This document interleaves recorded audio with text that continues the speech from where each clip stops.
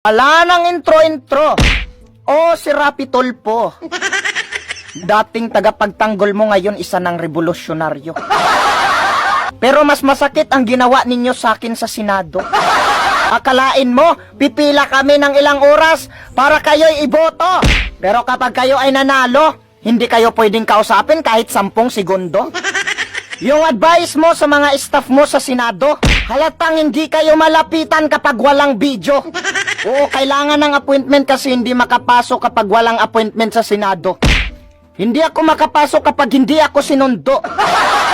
Sabi ng iba na kapag picture ka na kay Senator Amy, pero bakit hindi mo sinabi ang problema mo?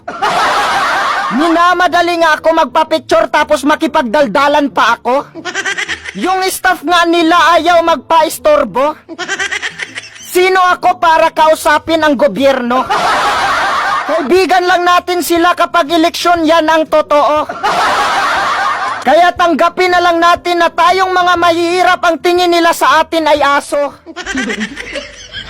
Ngayon ko lang batid ang pangyayaring ito. Mas nangingibabaw pala ang kasikatan kaysa pagiging makatao. Kaya't nararapat lamang na ang makata ng bayan ay maging revolusyonaryo. Kakampi ng mga Pilipino at hindi nagpapagamit sa mga politiko. Mga minamahal na kababayan ko, itanong nyo kay si Rafi Tulfo kung kaya niya bang pababain ang mga bilihin na mataas ang presyo.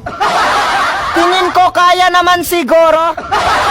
Pero hindi nila gagawin kasi ang sahod nila ay galing sa buwis ng tao. Mas mataas na bilihin, mas mataas ang tax revenue. At minsan kapag umaangkat, sobrang mahal ng produkto.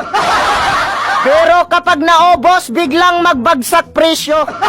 Tapos kapag ang magsasaka na ang magbibinta, wala nang kikitain, kaya itatapon na lang ang kanilang produkto. So ngayon alam na natin na hindi natin kailangan ang umasinso. Ang kailangan natin ay taas presyo at taas na tax revenue. Dahil marami tayong pinapasahod na mga politiko. Pinapasahod natin sila para sa atin ay magserbisyo. Pero isang bisis nga lang ako lumapit, pinagtsatsagaan ko pa tapos didma lang tayo. Mga minamahal na kababayan ko, tandaan nyo to. Yung baba presyo sa eleksyon lang maririnig to. Kaya wag na tayong magmalinis dito. Ako, aaminin ko, hindi rin ako banal at hindi malinis ang aking pagkatao. Sa totoo lang, plastic ako. Kasi pinilit ko na magpakabayani kahit kulang ang tapang ko. Nakapasok na ako sa Senado, sana hindi ako pumayag na gawing tarantado. Nasa opisina na ako, dapat nilapitan ko na lang si Rafi Tulfo kahit harangan pa ako ng mga staff na to. Shoutout pala sa nagko-comment na wag kang magmadali kasi marami pang tinutulungan si Rafi Tulfo.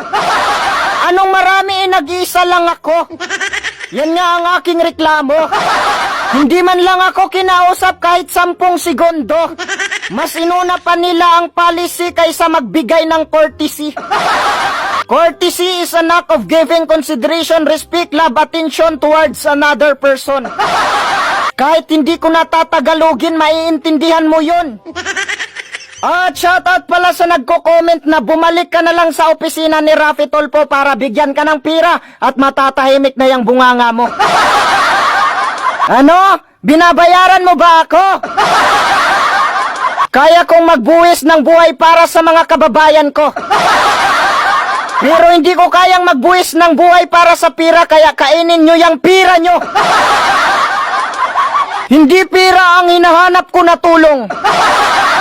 Ang gusto ko, hanapin ang scammer at makulong. Kailangan mahuli ang admin, yan ang solusyon.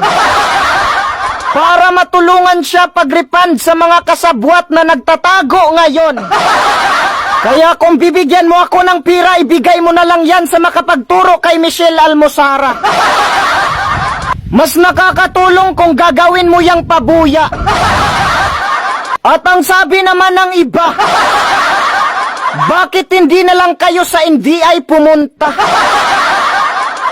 Tapos na yan, ginawa na yan namin sa probinsya. Pero yung NBI ba pumunta sa DFE? Para hanapin kung saan pumunta yung babae. O di ba wala namang nangyari? Kaya ang gusto namin ay tulong ni si Rafi. Para matawagan niya ang DFE. Para malaman natin kung saan ba talaga ito nagbiyahe.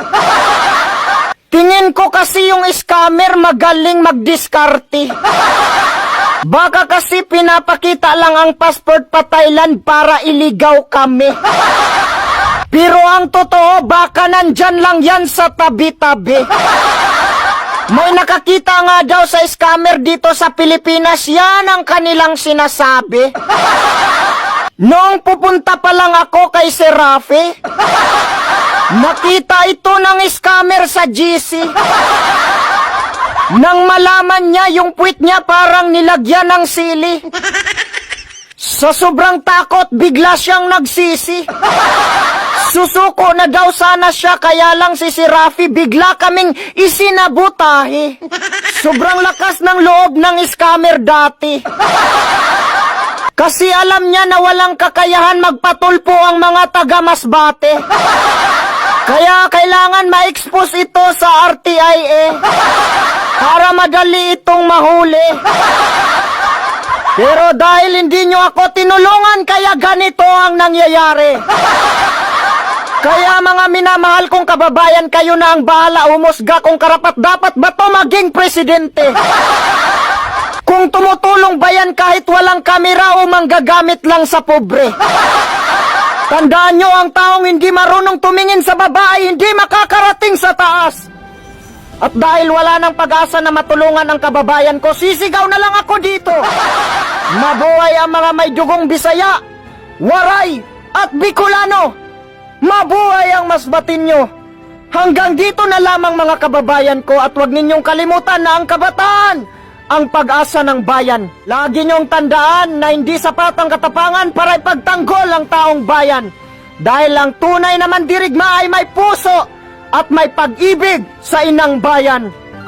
Ang bayan ko'y tanging ikaw, Pilipinas kong mahal, ang puso ko at buhay mo.